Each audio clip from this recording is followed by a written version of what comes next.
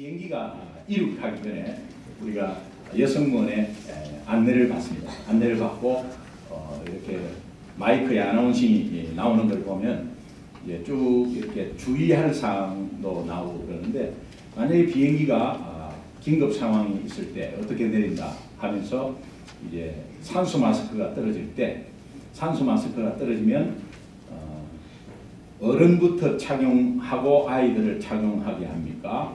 아이부터 착용하고 어른이 착용합니다. 아이부터. 아이가 약하니까 아이부터 그렇게 하는 것이 아니고 어른부터 착용하게. 그 참 처음엔 좀 이상했어요. 어른부터, 모든 것은 나약한 여자와 아이부터 먼저 하는데 산소 마스크를 끼는 것은 어른부터 끼어요. 산소가 없을 때, 산소가 급격히 떨어지면서 이제 비행기가 막 내려가고 있을 때, 그때 산소 마스크가 떨어질 때 아이부터 이렇게 산소 마스크를 하면 어른이 정신을 잃어버린다는 거예요. 그러면은 둘 다 정신을 잃어버릴 수 있는데, 어른부터 빨리 끼고 정신을 차리고 나서 아이를 챙겨줘야 된다는 거예요. 그런 의미에서 어른부터 먼저 끼라고 아나운싱이 나옵니다. 그렇지 않습니까? 특별히 우리가 이걸 영적으로 한번 본다면, 오늘 우리가 믿는 자가 먼저 정신 차리고 있어야 연약한 사람을 살리지 않겠습니까? 그렇죠? 예, 우주 프리즈 대답을 좀 크게 해주세요. 예, 그렇죠? 예, 이해가 가시죠? 그러니까 오늘 우리가 우리 성도님들 중에서도 우리는 판단할 수 없지만 하나님이 보시기에 믿음이 연약해서 상처받고 넘어지고 좌절하고 있는 성도가 있는 반면에, 또 그것을 극복하고 이기는 성도가 있습니다.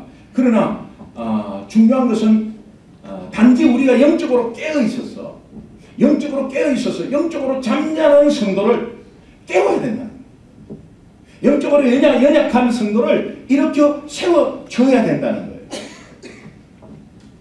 오늘 우리가 이민사회 여기에서 살고 있고, 또 유학 와 있고 공부하고 있습니다. 앞이 불투명합니다. 또 스테이터스 문제 때문에 고민이 많습니다. 아이들의 자녀 공부 때문에 고민이 많습니다. 또 사업이 잘 안 돼서 굉장히 고민하고 또 좌절하고 우울하고 그렇습니다.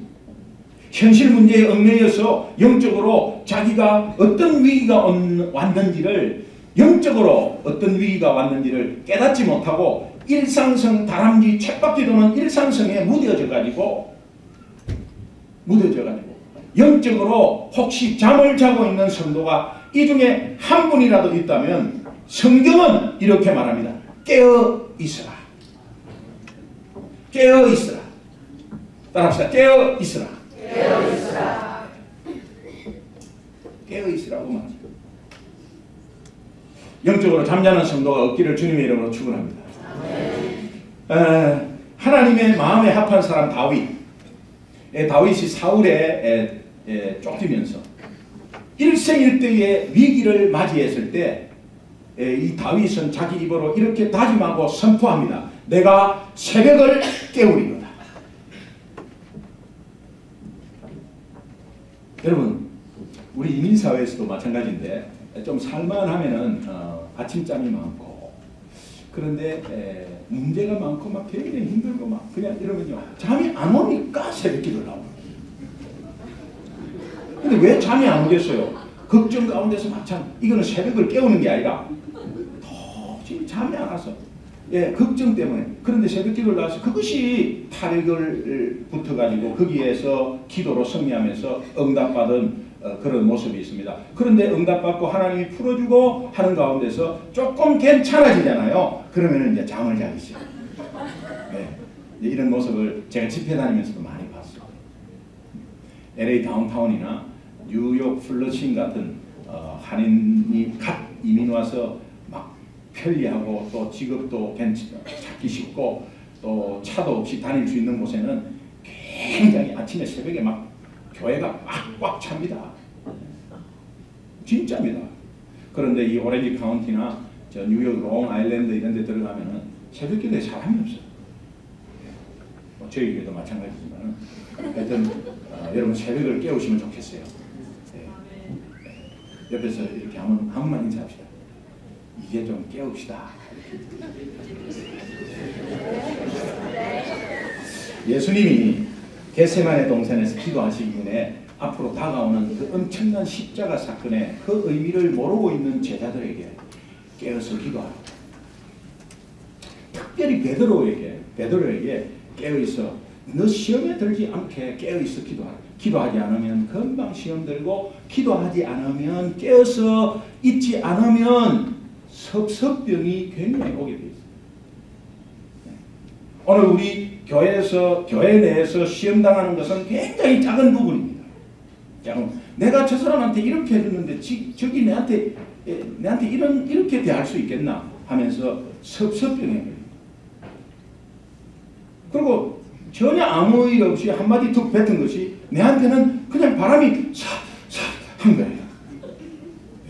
그러니까는 거기에서 막 넘어지고 하면서 막 교회가 나오고 안 나오고 막 이런 문제에서 막 휘말리고 이제 그렇게 돼요. 그런데 누구에게도 있을 수 있는 거예요. 그러나 성경은 거기에 대해서 기도하고 거기에 문제에 대해서 문제를 해결해 달라고 기도하라 이런 것이 먼저 나오는 것이 아니라 깨어 있으라는 것이 굉장히 중요해요. 사도 바울이 거대하게 세속화된 시대를 살고 있는 로마의 성도들에게 이렇게 당부합니다. 로마서 13장 11절에 이렇게 말합니다. 너희가 이 시기를 알거니와 자다가 깰 때가 벌써 되었다고. 자다가 깰 때가 되었다. 로마의 세속화에 휩쓸리지 말라는 거예요. 로마를 배우고 로마를 교훈 삼아 로마를 우리가 좀 벤치마킹 해가지고 삶을 윤택하게 하라고 한 것이 아니라 이 세대를 본받지 말라. 깨어서 있으라 이렇게 말하고 있습니다. 예수님의 제자 베드로 환난을 당하고 핍박을 당하는 성도들에게 환난에 대한 기도를 하라고 하지 않고 이렇게 말합니다. 근신하라 깨어라 너희 대적마귀가 우는 사자와 같이 삼킬 자를 찾는다. 깨어있지 아니하면 우는 사자의 겁을 먹고 그렇게 삼킬 자를 찾고 사자가 왕왕 되는데 사실은 깨어있으면 그 사자는 이빨 빠진 사자요 깨어있지 않으면 겁내가지고 먹혀버린다는 거예요. 이렇게 깨어있는 것이 얼마나 중요한지 모릅니다. 그래서 하나님께서 이 사도 요한을 통해서 영적으로 죽어가면서도 그 위기를 깨닫지 못하던 1세기 한 교회를 향해서 깨어나라고 주님의 말씀을 전하고 있습니다. 본문에서 너는 일깨어 라는 말도 나오고 또 일깨지 아니하면 하는 말씀이 나옵니다. 이 교회를 향해서 본문에 키워드가 있다면 깨어남입니다. 깨어남. 여러분 이 깨어남이 굉장히 중요해요. 우리가 영적으로 깨어나는 것이 굉장히 중요합니다. 그래서 이 교회가 바로 소아시아의 7교회 중에 5번째 교회 4대 교회. 이 교회 7개 교회를 외우기 힘든데 그 교회를 외우더라도 이 교회가 어떤 상황이 잘 안 되잖아요. 어떤 상황인지. 그래서 4대 죽을 사자를 썼다 이렇게 생각하십니다. 죽을 있는 중. 그래서 일어나라고 한 대 때리는. 그래서 보통 보면 무슨 싸대기를 이렇게 기억하시면 돼요. 그런 거구나 이렇게 기억하시면.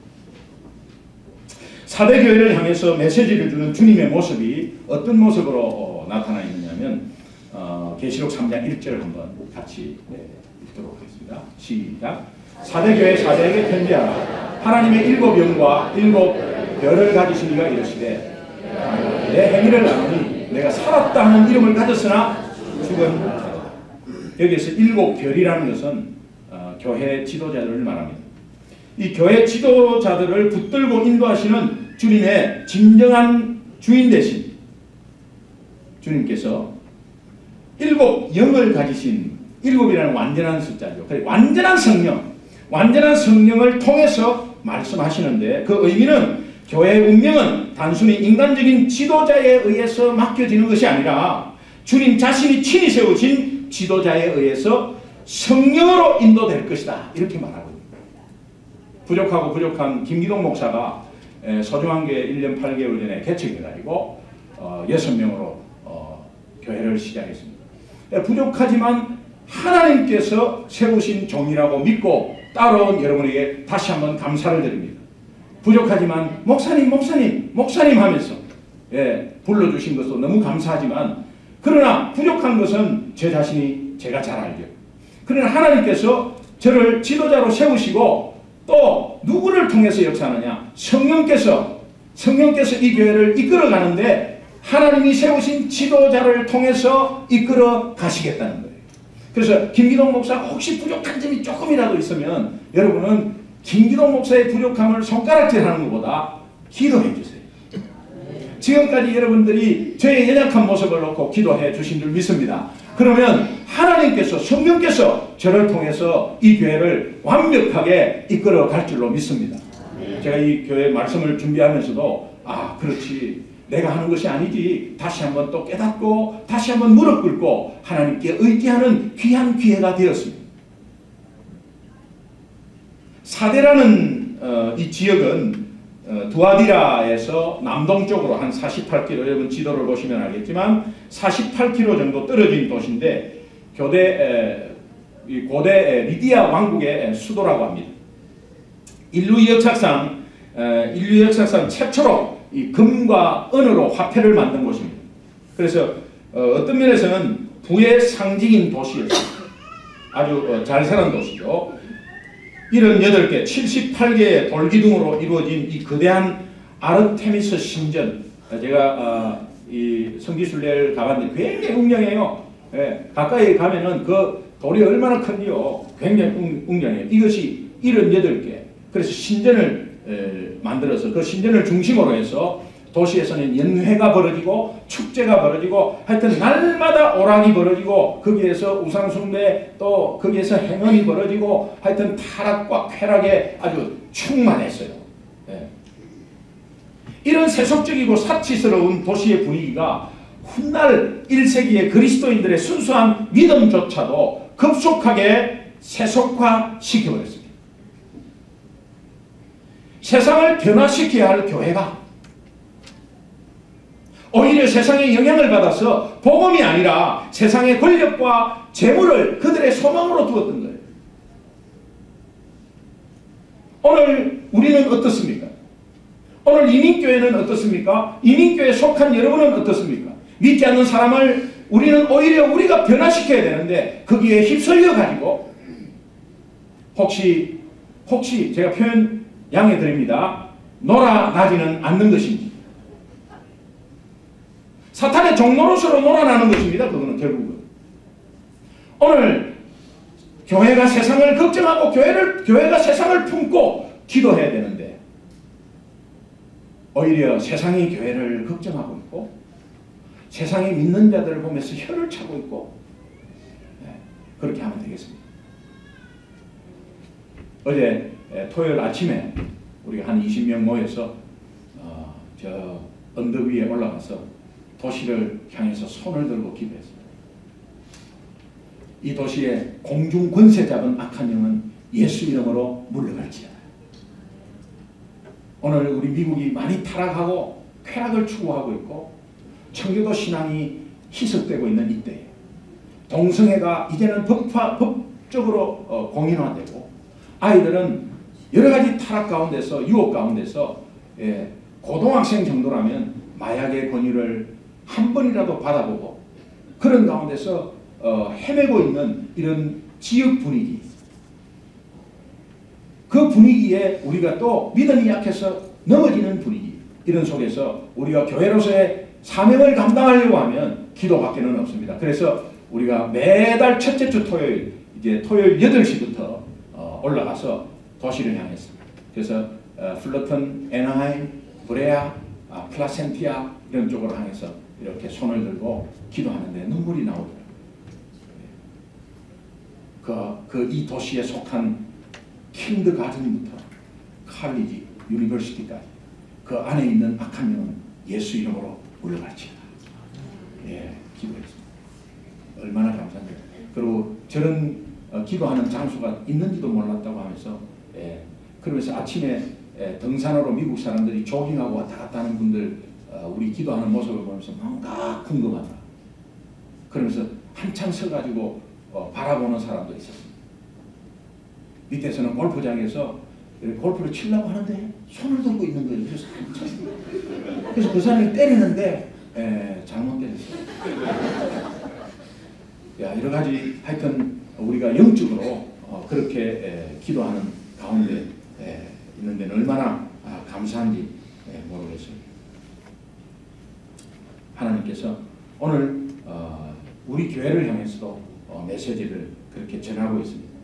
사대교회를 향한 메시지는 거의 칭찬이 없습니다. 다른 교회는 조금씩 칭찬이 있었는데 칭찬이 없습니다. 그러나 주님은 이 교회에 희망의 싹시 싹트고 있다. 존재하고 있다. 이렇게 말씀하시면서 그 말씀 가운데 계시록 3장 2절에 아직 남아있는 자가 있다. 이렇게 표현하고 또 4절에 보면 아직 옷을 더럽히지 않고 흰옷을 입고 주님과 동행하는 자들이 이 교회 안에 있다. 이렇게 하십니다. 결국은 남은 자를 통해서 역사하는데 교회가 아무리 어렵더라도 교회가 아무리 타락해도 남은 자는 있습니다. 여러분 창세기를 보면 이 가인이 아벨을 죽여요. 아벨은 하나님의 사람이에요. 하나님의 사람이 세상을 절개하는 이 가인이 아벨을 죽여버려요. 그러나 그 죽인다고 하나님 나라가 끝나고 하나님 사람이 끝난 게 아니에요. 하나님은 다시 셋이라는 자녀를 허락하면서 하나님 나라를 또 이어요. 온갖 사악한 것이 가득 차 있는 가운데 홍수로서 쓸어버릴 때도 하나님은 노아의 가족을 남겨놓아요. 하나님의 나라는 이어지게 돼 있어요. 바벨로 인간이 하나님보다 높아지겠다고 바벨 탑을 쌓을 때도 하나님은 언어를 혼잡하게 해서 다 흩어져 버리게 해도 거기에 하나님의 사람 남겨놓아요. 그래서 셈 계열에서 아브라함이 나오지 않습니까? 어렵고 힘든 가운데서도 그 교회가 아무리 교회라는 것이 하나님의 이름으로 세워졌다면 그 교회를 통해서 한 사람이든 간에 남은 자를 통해서 하나님은 또 역사해버려요. 그 남은 자가 내가 되기를 바랍니다. 우리 모두가 되기를 바랍니다. 그래서 그 남은 자, 그런데요, 이 남은 자들이 교회의 희망이고 세상의 희망인데 거기에 사대교회도 남은 자가 있었다는 거예요. 거기에 대해서는 하나님이 잠깐 언급을 해요. 근데 공교롭게도 이 사대라는 뜻이 히브리어 뜻이 그 그리스어로 남은 자 이런 뜻이에요. 그러면 일치가 일부러 그런 것은 아닌데 그렇게 공교롭게도 그런 뜻이 있습니다. 자, 여러분, 교회의 존재 가치가 어디에 있습니까? 건물에 있습니까? 교회의 존재 가치를 평가할 때에 교회 모습 보고 성도 수의 많은 것을 보고 아니면 프로그램 보고 아니면 어떤 이벤트를 굉장히 좋은 것으로 많이 해서 거기에 평가받습니까? 교회의 존재 가치가 어디에 있는가? 저는 깨어있는 영성에 있다고 봅니다. 깨어있어야 됩니다. 깨어있는 성도가 얼마나 많느냐에 따라서 교회의 존재 가치가 평가받는다고, 하나님 앞에 평가받는다고 저는 믿습니다. 세상이 절대로 갖지 못하는 깨어있는 영성, 세상이 절대로 갖지 못하는 깨어있는 이 영성 때문에 이 영성을 가지고 있는 가운데서 세상이 지식이 아무리 높고 권력이 아무리 강하고 돈이 아무리 많다고 그래도 이 깨어있는 영성이 세상을 변화시키는 거예요. 변화시키는 파워가 여기에 있는 거예요. 세상이 아무리 강하다 해도 그 권력이 아무리 대단하다 해도 교회가 아무리 작고 보잘것 없어도 그 교회 속에 깨어있는 영성이 있다면 그 영성으로 세상을 이길 수 있는 것입니다. 여러분, 어느 대학에 나오는 것이 중요한 게 아니에요. 어느 직장에 가가지고 연봉이 얼마 있는 것이 중요한 게 아닙니다. 어느 대학에 가든 어느 직장의 연봉을 어떻게 받든 무슨 일을 하든 어느 사람을 만나든 하나님의 영광을 드러내는 깨어있는 영성이 있는 성도가 되기를 주님의 이름으로 축원합니다. 그렇게 돼요.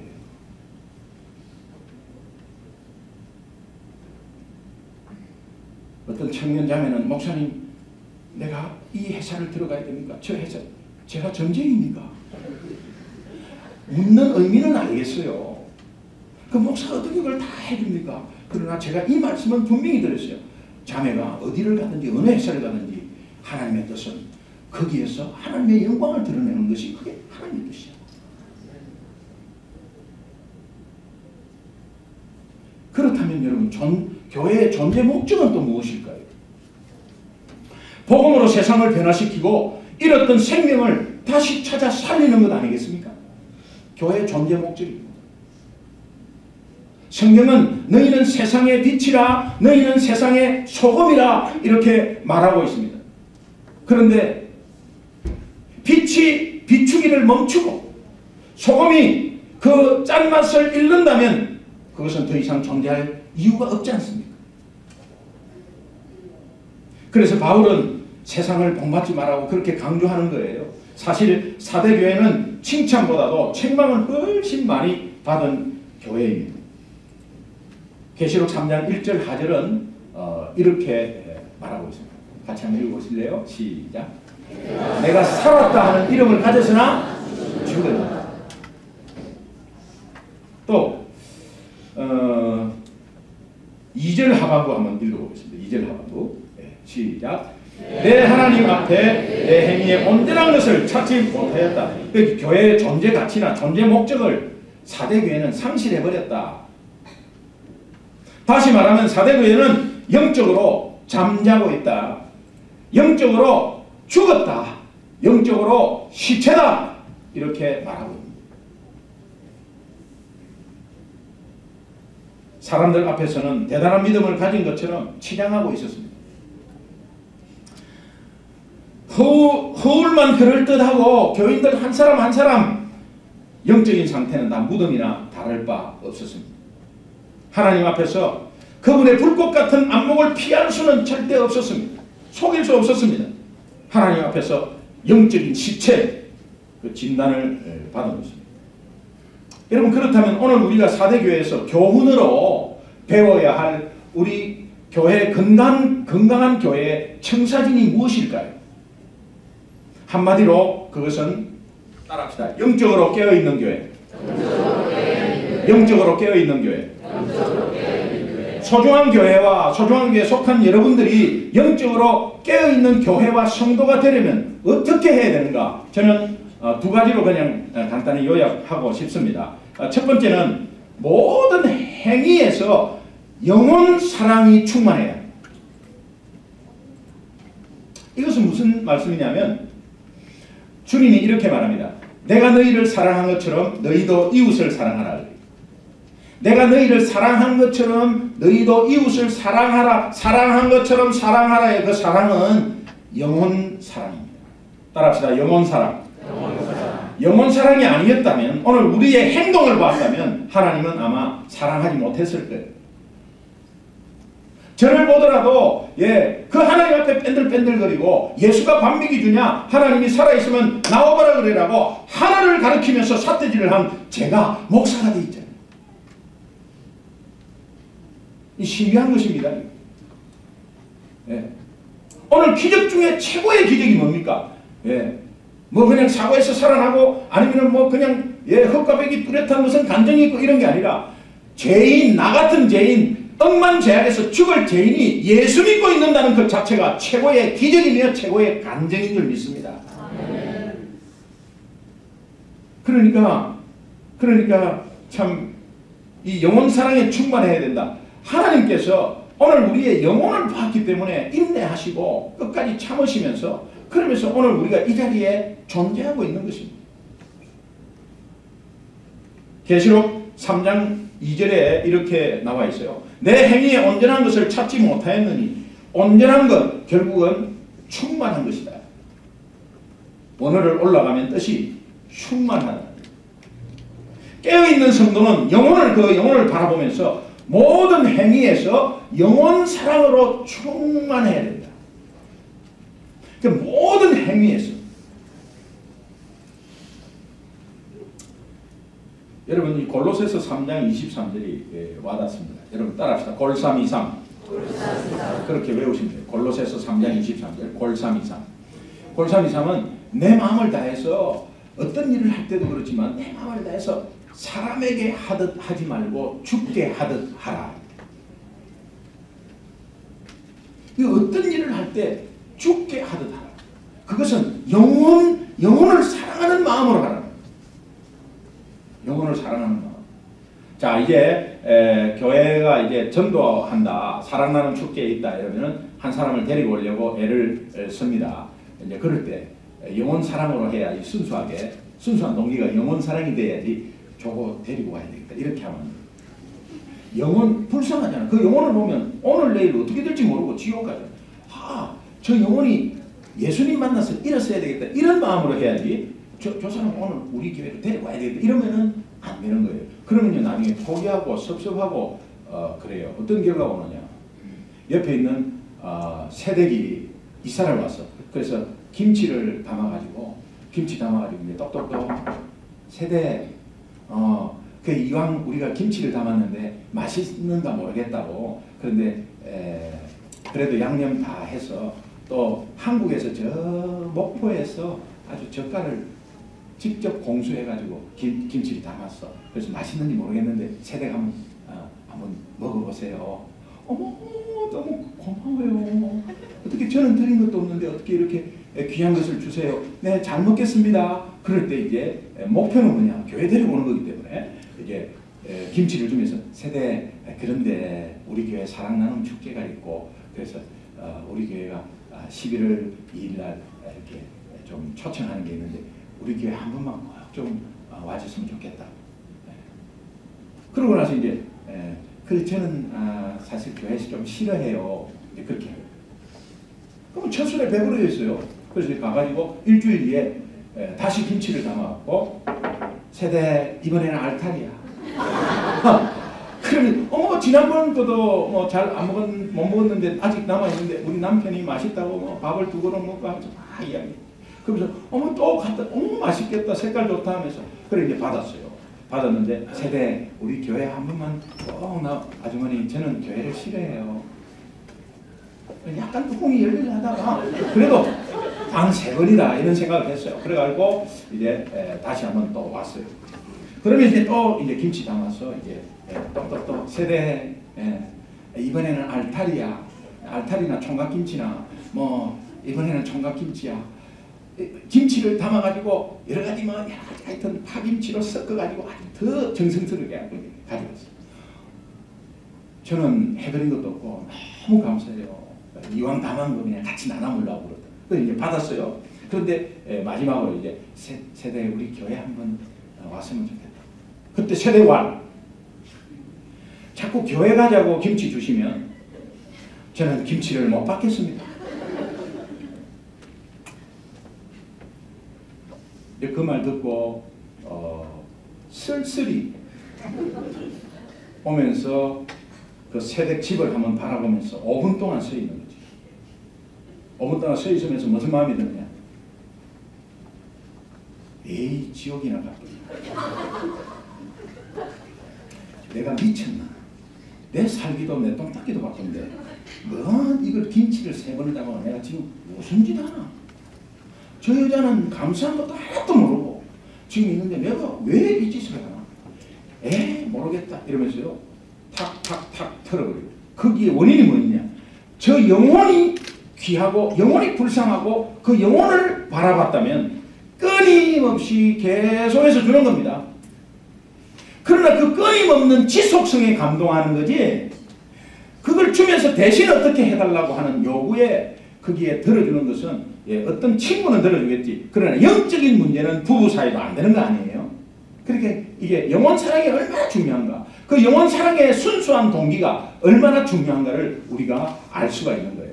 그렇게 영혼 사랑이 충만해야 된다. 그것은 우리가 당연히 해야 될 것은 하나님이 내한테 그 영혼 사랑으로 우리를 영혼 구원해 주시고 오늘 그 영혼 사랑으로 내가 결단한 것 못하고 넘어지고 쓰러지고 자꾸 조금 잠자고 있어도 하나님은 참으면서 인내하면서 깨어나라에 하면서 우리를 보호하고 인도하고 있지 않습니까? 그러니까 그 영혼 사랑이 변치 않는 하나님의 사랑이라는 거예요. 옆에 사람한테 한 번만 고백합시다. 한 번만 고백합시다. 이렇게 보면서 사랑합니다. 네, 사랑합니다. 그러지 말고 사랑합니다. 그 영혼 사랑을 말해요. 영혼 사랑. 네, 착각하지 마세요. 영혼 사랑을 말해요. 영혼 사랑을 말해요. 두 번째, 우리가 소중한 게 우리 성도님들이 어떻게 하면 영적으로 깨어있는 성도와 교회가 될 수 있을까? 예, 종말론적인 신앙을 가져야 된다. 종말론. 여러분, 종말론적인 신앙이 어떤 신앙인지 아세요? 계시록 3장 3절 한번 같이 읽어보겠습니다. 자, 시작. 그러므로 내가 어떻게 받았는지 어떻게 들었는지 생각하고 지켜 회개하라. 만일 일깨지 아니하면 내가 도둑같이 이르리니 어느 때에 내가 이르는지 내가 알지 못하라. 여기 이 구절에 등장하는 세 개의 동사가 있는데 그것이 생각하라, 지키라, 회개하라. 이 둘로 요약한다면 이렇습니다. 깊이 생각하고 깨어서 자신을 지키라. 이런 의미가 하나 있고요. 두 번째는 그렇게 못한 것을 지금이라도 회개하라. 그런 의미가 있어요. 한마디로 권면의 핵심이 뭐냐? 종말론적인 신앙을 가져라. 여러분, 이 종말론적인 신앙, 도적같이 이른다. 이 표현이 있잖아요. 본문에. 도적같이 이른다. 도둑같이 이른다. 그 도둑놈이 집을 털 때에 따르릉 메이크 리저베이션 안 합니다. 도둑놈이 집을 털 때 예약을 하고 트는 것이 아니에요. 언제 와갖고 어떻게 트는지 모르는 거예요. 그러니까 항상 깨어 있어야 되는 거예요. 그런 의미를 말해요. 그러니까 주님의 재림은 그 시와 때는 아무도 몰라요. 뭐 몇 년, 몇 월, 며칠에 주님이 온다. 다 거짓말이에요. 그것이 어떠한 성경을 가지고 돼 있어도 다 거짓말이에요. 여러분, 그것은 잘못된 신앙이에요. 그러니까 속지 마세요. 아무도 모릅니다. 아무도 모르니 언제 올지 모르는 거예요. 그러니까 우리는 깨어서 준비해야 되는 거예요. 그것이 종말론적인 신앙이라고 해요. 자, 그렇다면 여러분, 개인적인 종말을 한번 생각해 보세요. 자, 오늘 저 A라는 사람은 내일 어떻게 될지 모르잖아요. 제 친구는 굉장히 건강했는데 TV를 보다가 아침에 와이프가 일어나서 이 사람 말이 또 소파에서 잤구나. 응? 그래 아침에 내려오는데 TV는 그대로 켜져 있고 이 사람은 그냥 밤새 그냥 TV를 켜놓고 그냥 잤구나. 이래가 소파에 앉아있는 툭 치니까는 그냥 거기 돌아가신 거예요. 밤새 심장마비 와갖고 돌아가신 거예요. 이거는 어떻게 될지 몰라요. 오늘 우리의 삶은 주님만이 아시죠? 어떻게 될지 몰라요. 내일 어떻게 될지 그걸 알면은 뭐 우리가 뭐 다 그거 하게요. 몰라요. 근데 거기에 뭐 궁금해할 필요도 없어요. 왜? 주님이 나와 함께 하신다면 주님이 올바른 길로 선한 길로 보호하고 인도하고 있을 것을 믿으니까. 그래서 신령한 권사님께 뭐 예언받고 그러지 마세요. 신령이라면 우리는 산신령 생각하거든. 그러니까 그거 가지 마세요. 기도 받으러 그런 거 가지 마세요. 교회가 있고 우리 말씀이 있는데 왜 기도를 받으러 가세요? 그래갖고 예언을 받으면 쏘와. 어땠다는 거예요. 그래서 네. 궁금하십니까? 왜 전보러 가십니까? 기독교식 점쟁이 아니겠어요? 무조건 나쁘다 이런 뜻이 아닙니다. 네. 그러니까 여러분 이런 것에 우리가 정말 어떤 면에서는 하나님이 우리의 종말론적인 신앙을 가지라는 것은 한 영혼이 어떻게 될지 모른다는 이 상황이 그러면 예수를 안 믿고 있으면 굉장히 위험한 거야.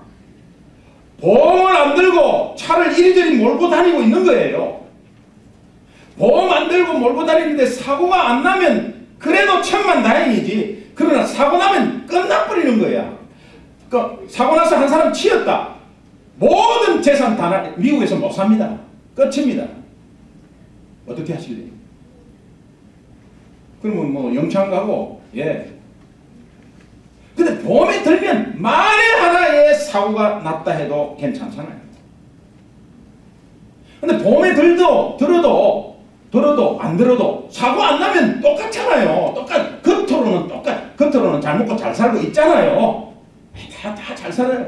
그런데 만약에 주님이 이 땅에 오는 날, 아니 이 땅을 떠나서 주님 앞에 서는 날은 끝나는 거야. 이거는 끝나버리는 거예요. 그러나 보험에 드는 사람은 구원받습니다. 예수보험, 생명보험. 진정한 생명보험 아니겠습니까? 보험료도 안 드는 보험. 참, 생각만 해도 즐거워요. 아싸라 비합니다.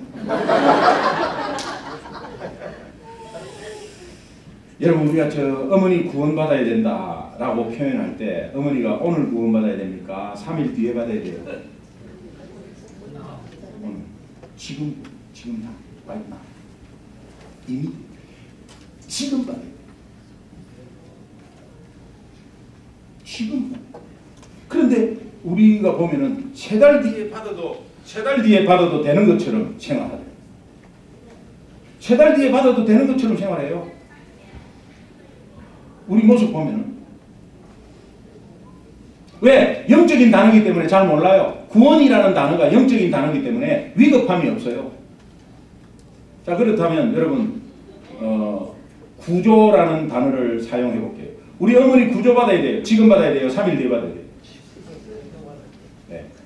구조라는 단어를 쓰는 대상은 건물의 더미에 깔려있든지 불 속에 있든지 물 속에서 허우적댔을 때 우리는 구조라는 단어를 쓰지 않습니까? 그렇다면 어머니가 건물 더미에 깔려있어요. 피를 흘리고 있습니다. 자식이 그거 발견했어. 그러면 가가지고 어머니 회사 일이 너무 바빠요. 그러니까 한 3개월 정도 참아주세요. 참을 수 있죠? 이렇게 하는 자식이 어디 있어요? 엄마 괜찮아? 어머니 괜찮아요? 이거 어떡하냐? 건물을 들어내도 도저히 내한테 못 들고 깔려있어. 어머니 괜찮아요? 정신 똑바로 차려요. 예, 구해드릴게. 지금 구해드릴게 하면서 여기 사람 없어요. 우리 어머니 좀 살려주세요. 이게 태신자 작정하고 같이 중보기도 요구하는 거예요. 우리 어머니 위해서 기도해주세요. 우리 처제 위해서 좀 기도 좀 해주세요. 우리 남편 위해서 뭐가 부끄럽습니까? 나는 신앙생활 25년 했는데 내 가족 중에 안 믿는 사람이 있다면 또 이 창피하고. 네, 우리는 그 시기에. 아니 지금 죽어가는데 내일 죽을지 어떻게 영원히 죽는 거거든. 그거를 깨닫는다면 영적으로 깨어있는 사람이에요. 구조라는 단어를 생각하면 얼마나 급한지, 얼마나 긴급한지, 그 대상이 얼마나 급한지, 구원이라는 단어를 생각하면 영적으로 얼마나 위험하고 급한지, 이런 마음을 한번 가지시면 오늘 종말론적인 신앙을 가지고 지금이 중요해. 지금이 사랑나눔 축제에 동참하고, 지금 태신자를 작정하고 기도로 중보기도 부탁하고, 지금 찾아가서 지금 내 시간과 물질을 좀 더 투자해가지고 지금 가서 예수 그리스도를 전하고, 지금 전화해서 한국에 전화하고, 지금 해야 돼. 지금. 따라합시다. 지금.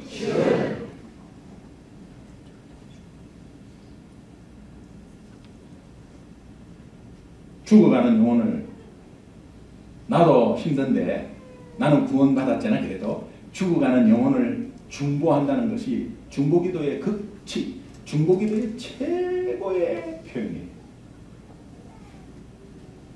그러면 다른 중보기도는 자연스럽게 나올 수 있습니다. 저분이 한 달에 500불이 모자라서 헤맨다. 그럼 나는 한 달에 3,000불이 없어서 헤매고 있지만 500불 채워달라고, 저 김 집사님 500불 채워달라고 기도할 수 있습니다. 내가 3,000불이 급해. 나도 필요해 지금. 그런데 내 3,000불 주십시오. 이런 기도가 뒷전으로 밀리고 저분의 500불을 위한 기도를 하게 돼 있다. 언제까지 우리만을 위한 기도를 하겠어? 언제까지 내가 구원을 받았다고 그냥 자랑하면서 내 구원만을 위해서 그냥 좋아하겠어요? 아이를 키우면 이것을 알 수 있어요. 아이가 3살짜리 아이를 식스플래그나 아니면 저 디즈니랜드에 데리고 갑니다. 데리고 가는데 저 풍선이, 예쁜 풍선이 막 날리고 있거든. 그러니까 아이가 아빠 저거 사줘. 한 번 사면 그때뿐이니까 되도록이면 안 사주려고 그냥 가자. 그때 애는 안 오면 막 뻗댕기고, 그러고 나서는 나면은 막 그냥 들어 누워갖고 이 와이닝을 그러면 엄마 아빠는 그냥 아빠 엄마의 존재를 표현하기 위해서 그래 알았어 딱 돈 주고 이렇게 그때 뿐이지만 그래도 손에 탁 쥐어주면 그 좋아하는 그 모습 보기 위해서 딱 쥐어줍니다. 그리고 이 아이가 이제 초등학교 뭐 들어가기 전부터 뭐 동생하고 싸우고 막 그냥 이거 해갖고 다 속이고 따먹고 막 해요. 예, 어릴 때 나도 이 짤짤이. 이상하게 하면은 안 되는 거야. 그럼 이렇게 하면서 뒤로 하나 탁 날리면서 형은 그렇게 해서 다 나를 속였어. 다 뺏긴 거야, 다 뺏긴 거. 그럼 지도 형하고 왜 하겠어? 형 것 좀 따먹으려고 하는 거 아니에요? 그러다가 막 오히려 당해가지고 다 뺏기는 거야. 그러면 서로 싸우고 막. 그래갖고 책상 위에 둘이 올라가고 마주보고 또 손들고 있고.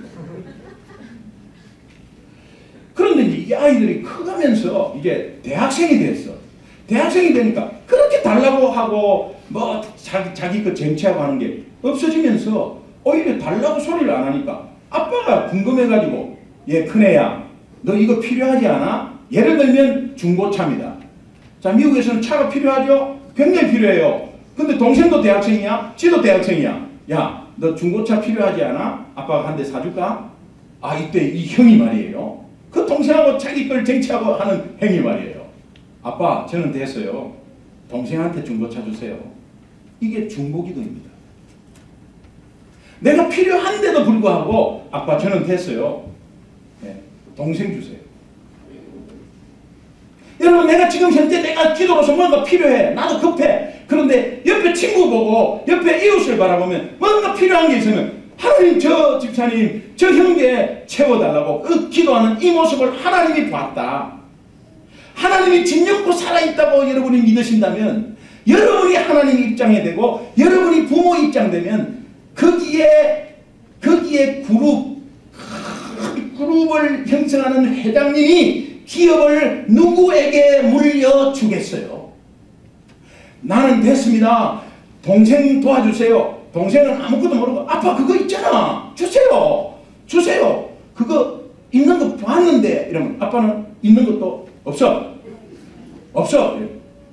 하나님은 없어.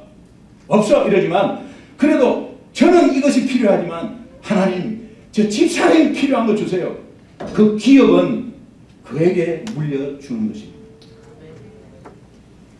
여러분 이제 신앙생활이 2년, 3년, 4년 이렇게 되면 이제 성숙해갖고 가야지 쪼영, 쪼영 하면서 막 이렇게 하는 것이 그게 여러분 이게 중보라는 게 얼마나 그래서 중보의 최고의 극치는 뭐냐? 영혼 구원을 위한 중보를 하시면 그리고 다른 중보 다 풀려가죠.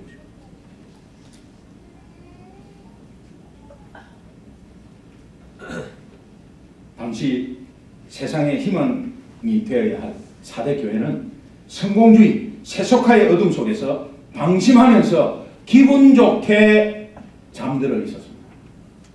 죽어가고 있었다.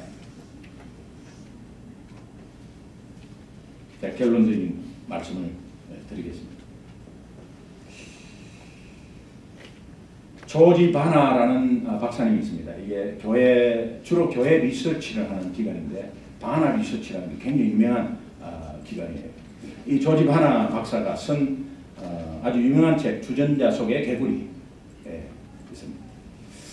이 책에서 이런 이야기를 합니다. 주전자 속에 미지근한 물을 넣고 개구리를 집어넣은 다음에 서서히 열을 가하면 개구리는 자기가 죽는 것도 모르고 기분 좋게 헤엄치면서 죽어가는 거죠. 오늘 우리 자신들이 이 일상성, 다람쥐 쳇바퀴 도는 이 일상성이 굉장히 위험한 거예요. 일상성의 생활 습관에 영적으로 무뎌지가지고 그것이 무뎌지면서 내가 일상 속에 무뎌진 이 영적인 무뎌진 이것이 결국은 잠자는 신앙, 영적으로 죽은 신앙, 아니 개구리처럼 기분 좋게 헤엄치면서도 지가 죽어가는 모습을 모르고 있는 그런 신앙, 그런 생활이 아닐까. 여러분 하나님과 여러분과의 관계에서 체크해 보십시오.